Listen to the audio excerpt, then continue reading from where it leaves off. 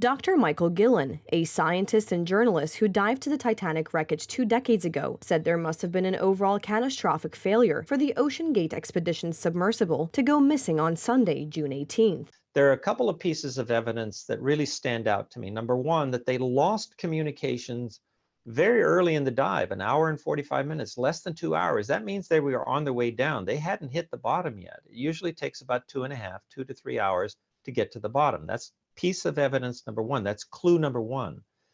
And then the other clue is if it had been a merely communications failure, then why didn't the ship come to the top? You can be sure that the pilot, who is an experienced person, if he experiences a catastrophic communications failure, is going to do everything possible to get that ship to the surface.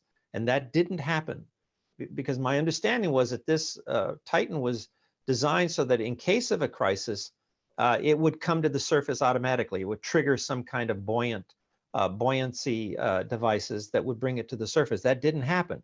So I have to believe that given the evidence, it had to have been not just a communications failure, but some kind of overall catastrophic failure. Dr. Gillen, who got trapped in a Titanic's propeller and survived the expedition in the year 2000, told Reuters there's evidence that stands out from the case. Firstly, the fact that the vessel lost communication so early in the descent, which according to Dr. Gillen takes between 2 and 3 hours in total. According to Gillen, the undersea noises that have been detected in the North Atlantic search area are a positive sign, but are no guarantees, because if the sub is found, extracting it involves a different degree of complexity. The submersible had 96 hours of air, according to the company's specifications, which would mean the oxygen could run out by Thursday morning. But Gillen explained that it depends on many factors, such as occupants of the sub breathing heavily under stress. Meanwhile, new information has been posted by the U.S. Coast Guard on Twitter. A debris field was discovered within the search area by a remotely operated underwater vehicle near the Titanic. Experts within the Unified Command are evaluating the information. Questions about the safety of the Titan were raised in a 2018 lawsuit filed by Ocean Gate's former director of marine operations, David Lockridge, who claimed he was fired for voicing concerns that the hull could not withstand extreme depths. In its own court claim against Lockridge, Ocean Gate said he refused to accept the lead engineer's assurances and accused him of improperly sharing confidential information. The two sides settled their court case in November 2018. Neither the company nor Lockridge's attorney have commented on the details of the dispute. Months prior to the suit, a group of submersible industry leaders wrote to Ocean Gate, warning that the experimental approach to the sub's development could result in minor to catastrophic problems, the New York Times reported.